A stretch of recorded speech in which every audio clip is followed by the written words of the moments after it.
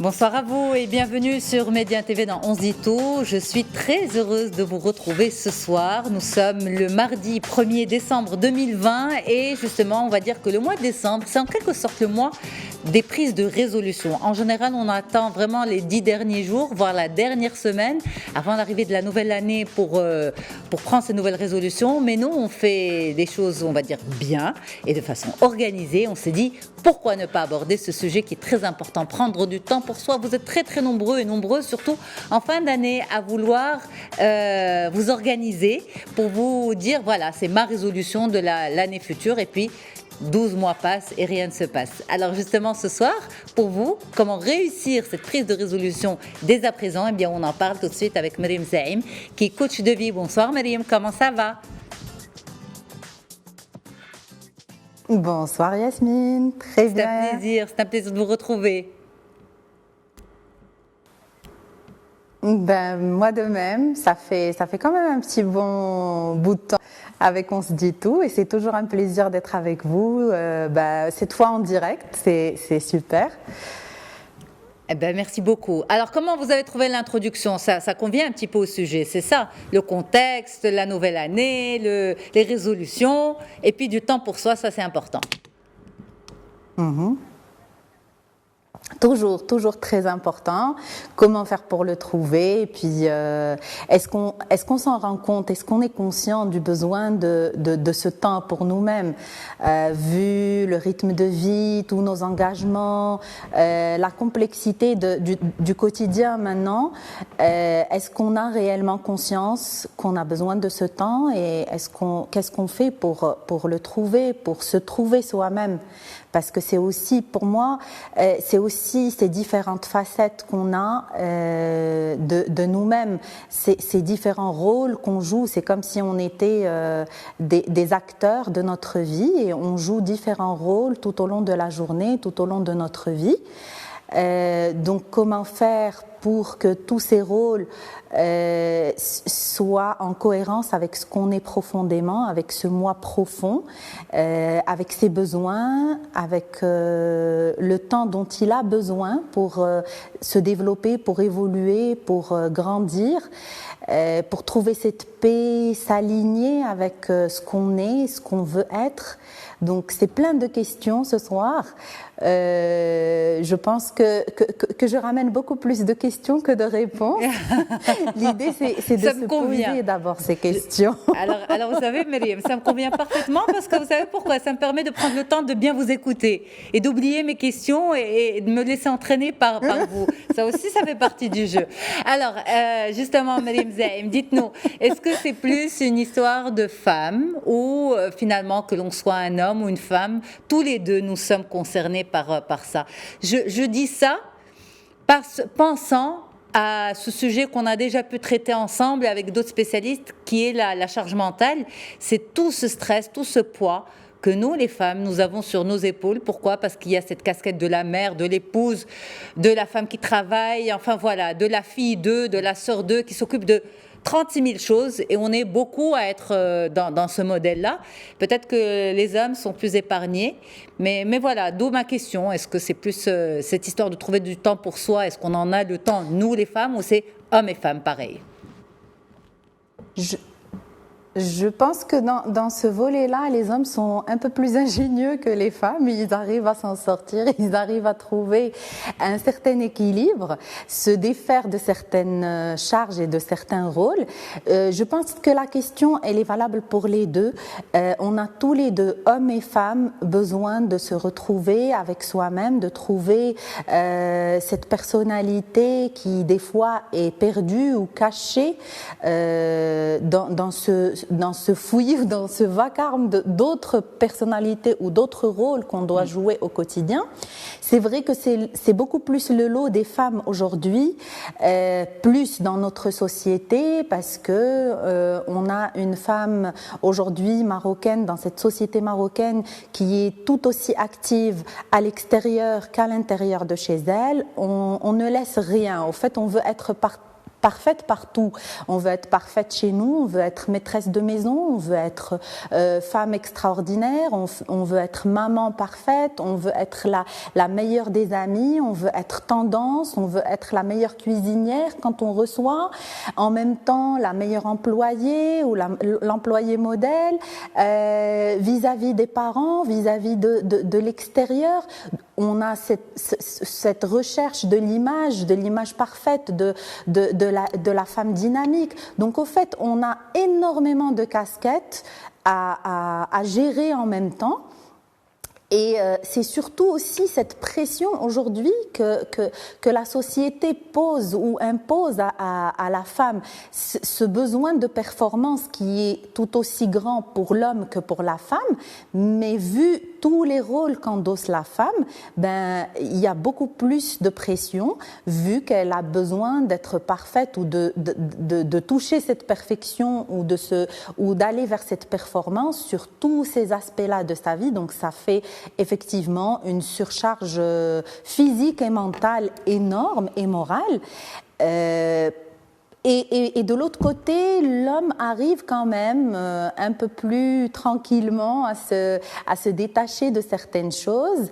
Alors justement, une dans question. notre société, on le voit au quotidien. Une question oui. Par rapport à ça, Mariam. Vous dites souvent, vous avez beaucoup répété, la société amène la femme vers, la société nous impose. C'est vrai qu'on a tendance à mettre beaucoup sur le dos de la société. C'est vrai que la société ne nous ménage pas en tant que femmes.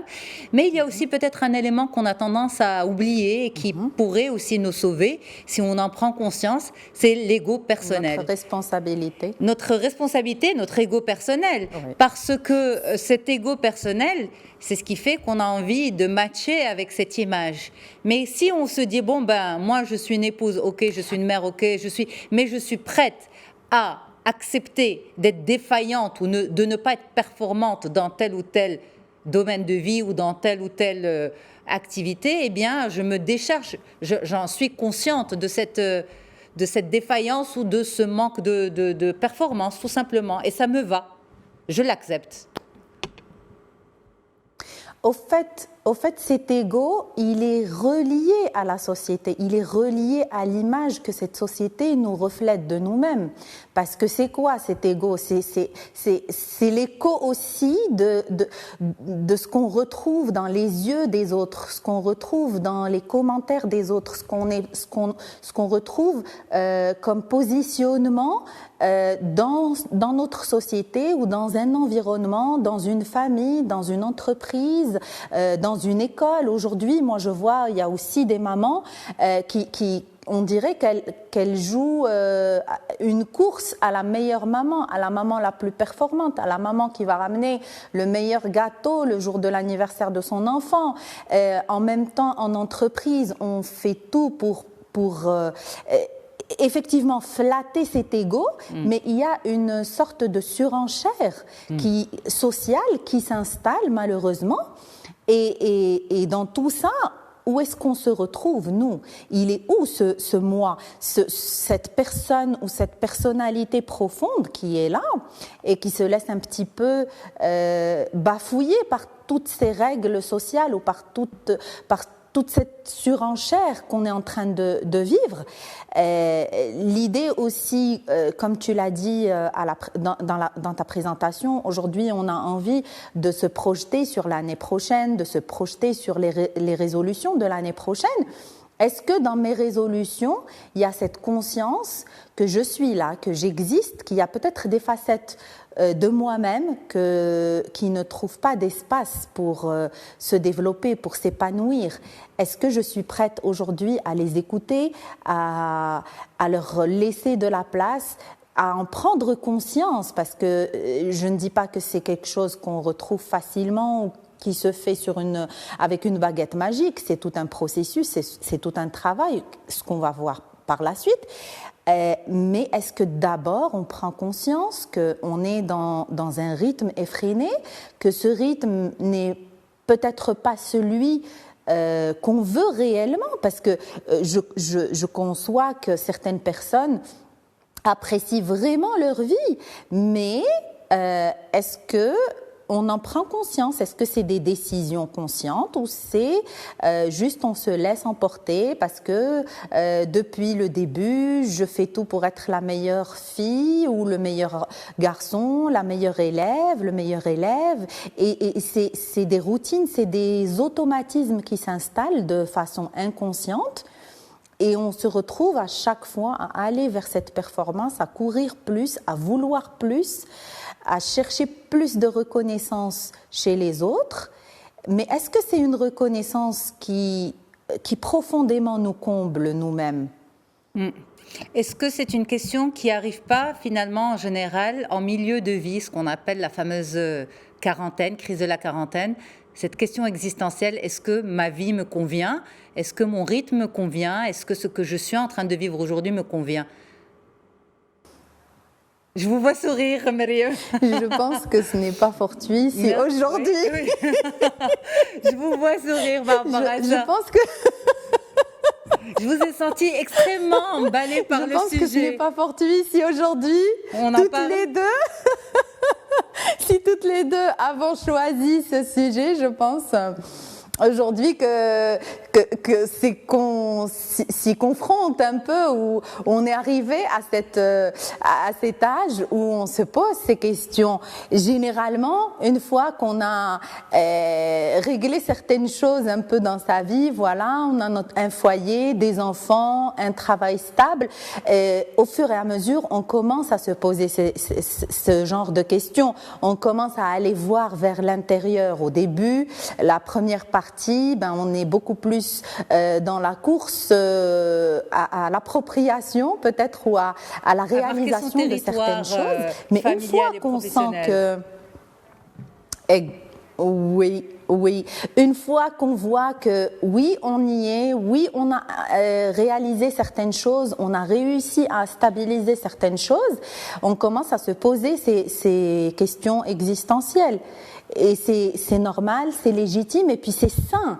C'est surtout, c'est un volet qui est très sain. C'est le moment, c'est pas fortuit, c'est le moment de se poser ces questions et de ne pas fermer les yeux dessus. Le moment arrive où, quand ces questions viennent nous interpeller, c'est qu'il faut qu'on les affronte, qu'on les écoute, qu'on les accueille, qu'on voit réellement et profondément qu'est-ce qu'on peut faire vis-à-vis de ça, vis-à-vis de ces questions. Est-ce qu'on continue à vivre notre vie dans le même rythme, ou on a envie de commencer à installer de nouvelles stratégies, de nouvelles habitudes, des choses qui nous apportent une satisfaction autre que tout ce qu'on a fait au préalable? C'est ça. Et comme vous l'avez dit, Myriam, ça c'est très important, vous l'avez dit, c'est légitime.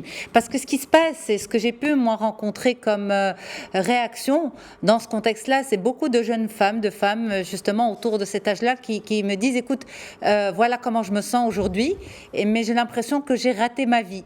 Parce que elles sont envahies par ces émotions, elles ne comprennent plus du tout finalement qu'est-ce qui est bon, qu'est-ce qui est mauvais. Est-ce que toute cette vie qu'elles ont construite ne leur convient pas du tout? Est-ce qu'elles ont fait l'erreur de se marier avec ce monsieur, d'avoir ses enfants, enfin d'avoir choisi ce chemin de vie tout court pour arriver à se dire qu'est-ce que je fais maintenant? Est-ce que je lâche tout? Et donc non, on n'a pas forcément besoin de tout lâcher, au contraire, il faut juste se recentrer sur soi, essayer de trouver son soi. Et ça peut paraître philosophique comme question, qui suis-je? Mais c'est une question extrêmement légitime et importante. Et il faut y répondre. Effectivement, aujourd'hui, on se retrouve avec beaucoup de personnes dans cette tranche d'âge-là qui commencent à se poser toutes ces questions, qui sont des questions très profondes. Des fois, elles peuvent être très envahissantes et très angoissantes. Tout à fait. Surtout si on a, pendant des années, avancé sans prendre aucune conscience, sans s'ouvrir sur soi-même, ni sur ces aspects de développement personnel, d'épanouissement. Donc on peut des fois évoluer comme avec des œillères et un jour on se réveille ou à un certain moment des questions commencent à remonter, on n'est pas outillé pour, on n'a pas été préparé à ça. Donc ça devient comme une fatalité, on a envie de tout laisser tomber, de tout jeter. Or non, c'est pas ça le but. Le but de ce moment-là, c'est de prendre conscience d'abord de tout ce qu'on a réussi dans sa vie. L'idée, c'est au contraire, c'est d'être beaucoup plus dans la gratitude, dans la reconnaissance de ce qu'on a fait, parce qu'on en a besoin, notre ego a besoin de cette reconnaissance, de cette propre reconnaissance, pas seulement celle de l'extérieur, mais nous, avec nous-mêmes, on a besoin de reconnaître tout ce qu'on a pu réussir pendant ces années. Et puis, se dire, c'est un « et », ce n'est pas un « mais », et réussir aussi à trouver un certain équilibre intérieur. Donc, l'équilibre intérieur, l'équilibre personnel ne vient pas au détriment de l'équilibre familial ou professionnel ou social. C'est un complément, c'est comme si c'était un jeu. C'est comme si la vie était un jeu vidéo et on a plusieurs niveaux. Et à chaque niveau qu'on réussit nous ouvre à un autre niveau avec de nouvelles difficultés, avec de nouveaux challenges. Donc, comment faire pour faire face à ces nouveaux challenges, à ces nouveaux questionnements, à ces nouveaux besoins de manière intelligente, sans détruire ce qu'il y a autour de nous, mais en essayant de modifier notre perception des choses, en essayant d'introduire certaines actions pour nous-mêmes qui sont plus bénéfiques, prendre le temps pour soi, prendre le temps de chercher cette personne intérieure, de l'écouter, de l'accompagner, de l'accueillir, de dire qu'est-ce que tu veux, de quoi tu as envie. C'est comme s'il y avait une autre personne à l'intérieur de nous qui se réveillait à ce moment-là et qui commençait à prendre place et qui voulait prendre place ou avoir plus d'espace dans cette vie, dans ce quotidien. Mais il faut la gérer aussi un peu, cette personne. Et l'accepter, l'entendre. C'est ça, et la gérer aussi, ne pas la laisser envahir l'espace. Et quand on l'a jamais entendue, elle peut faire du bruit. Quand on l'a peut faire beaucoup de bruit. Elle peut être très envahissante. C'est vrai. Alors Mariam, notre sujet, c'est la question. C'est ça, beaucoup de bruit. Cette question, c'est est-ce qu'on a du temps, est-ce qu'on peut trouver dans derrière toutes nos casquettes, est-ce qu'on peut trouver du temps pour soi en tant qu'individu? En fait, c'est pas une question d'organisation, c'est une question de prise de conscience. Si on devait amener une réponse concrète à nos téléspectateurs que nous allons quitter dans 1 minute environ. Donc c'est une prise de conscience, c'est pas une organisation, un emploi du temps de 8h à 9h je fais ça, de 9h à 10h je fais ça, etc. C'est pas comme ça que ça marche en fait. Exactement, c'est une prise de conscience. C'est quelque chose qui va avec nous, c'est en nous, ça continue, c'est au quotidien, c'est 24 heures sur 24. Ce n'est pas une casquette qu'on enlève et qu'on remet. Là, on est en train de parler de nous, de notre profond, de l'être profond qu'il y a à l'intérieur de nous. Donc il est là, il est en permanence présent.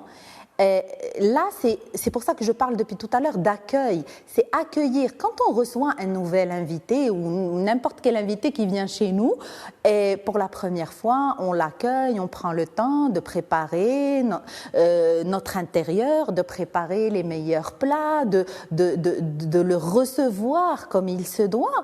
Alors, pourquoi on ne prendrait pas le temps de s'accueillir soi-même, de prendre le temps de bien accueillir cette facette ou ce moi profond qui vient, qui se réveille, qui se manifeste, qui demande de la place, qui demande d'être pris en considération, de l'écouter, de prendre du temps. Alors prendre du temps, comme tu as dit, ce n'est pas s'organiser, comme j'ai vu dernièrement sur une capsule, une dame qui disait à son mari, je me réveille de 5h à 7h pour prendre le temps pour moi-même. Donc l'idée, c'est pas d'aller vers ça, sur cet extrême, mais pouvoir aménager mieux son planning pour pouvoir introduire des activités qui font plaisir à ce moi profond. Ça veut dire, merci si j'ai envie, si j'ai toujours eu envie de faire une activité artistique, je vous le dis en arabe, mais on me dit absolument qu'il faut qu'on rende l'antenne. Merci beaucoup en tout cas de nous avoir transportés dans ce qui fait du bien. Vous êtes coach de vie et à très très vite sur Média TV dans 11 Ito. Merci Lella, merci infiniment. Très très bonne soirée à vous. Prenez soin de vous, prenez du temps pour vous. Ça devrait être un état d'esprit, un mode de vie et c'est ce que nous vous proposons dans 11 Ito sur Média TV. Voilà, je vous donne rendez-vous demain à 15h30 avec Farhana pour Blamiad et puis 18h30 je serai là avec Madame Jawan Khadija. On va parler alimentation et squelette. Au revoir. Bonne soirée.